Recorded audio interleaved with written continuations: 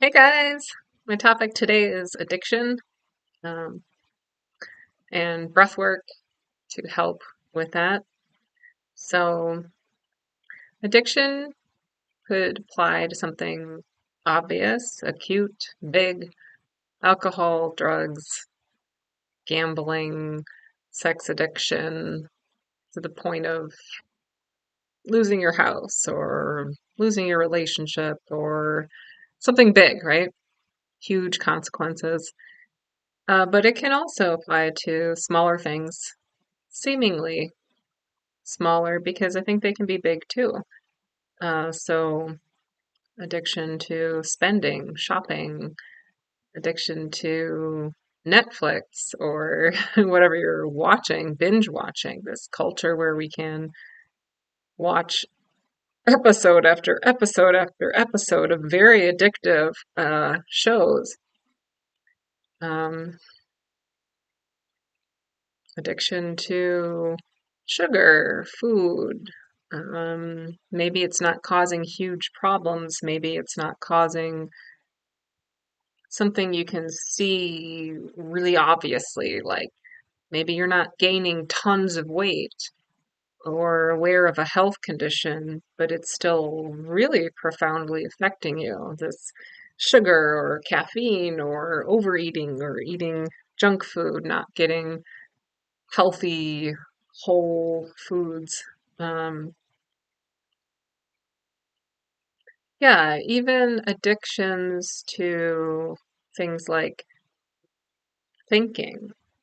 Have you ever thought about being addicted to your thinking, addicted to your way of being or reacting? These things that go back to our childhoods of programming um, that a lot of us are not aware of, where we just react and we just behave a certain way, and we have been for years and years, and it's just habit. Maybe we think it's us, but it isn't really. It's just programming that we can change. Um, so, thought patterns, maybe addiction to overthinking when it's not needed, just thinking and thinking and thinking, or addiction to worry, guilt, you know. So, for you, what are your addictions? Like, many of us have many of them, or several anyway, you know. Um, which ones do you relate to? And most importantly, I think, like, what is current? Like, currently, which addictions are popping up for you that you're interested in changing? One I'm interested in changing currently is scrolling on my phone or even checking my phone. I notice that it's embarrassing. Like, check, check, check, check, check my phone. I will like compulsively pick up my phone and check email, check my other email, check WhatsApp, check this Facebook group, that Facebook group, text messages, Messenger, on and on. And it feels so automatic. And as I understand it, it's like you get a hit from, I don't know, receiving a message, or maybe, especially maybe for somebody who, like me, also I observe in myself, like, I have to keep coming back to connection with me. Otherwise, I will like seek external validation. And many people have that. So, but that's not the only thing that's happening with the phone. It's like an actual dopamine hit or something, right? But I find it very much an addiction and very um, depressing, to be honest. Like, so that is one that I would like to give up. So, um, yeah. Somebody that I really learned from recently is Kyle Cease. I joined his Absolutely Everything Pass, and I heard him say he has put his phone down, his smartphone anyway, and so maybe he checks it once a day. I like the idea of that. I think I will work toward something like that where it's not just um, checking it all day long with no rules. Um, and I would like to have the intention for myself with this addiction to be kind toward myself with it. So when I notice that behavior, uh, it's the same as with food. So, like, if at night I've cut off food till the next day, I'm trying to do intermittent fasting. At night is my struggle with food. I try to think it's just a food thought, but it will pop in and pop in and pop in. This idea to eat. We should eat something, you know? Same with the phone. If I could have grace with that, like, it's just a phone thought, but not pick it up to move away from that. So I led a Soma Breath session today on my new class, Breathe and Recover. So this is the Soma Breathwork class, where the topic is addiction. And actually, it really takes you down first to really profoundly relax and also feel pleasure, the pleasure of breathing rhythmically that we do in Soma breath sessions. Um, and eventually more energizing, where you can change a habit, set an intention, to help with your addiction, whatever it is that you would like to work on. So I feel excited about that class, that session that I created, and the music in it is super powerful. Alpha Healing Bliss, I believe, is the title. So the music is created by Niraj Naik, founder of Soma Breath, and the music itself, as well as the breath work and guided meditation.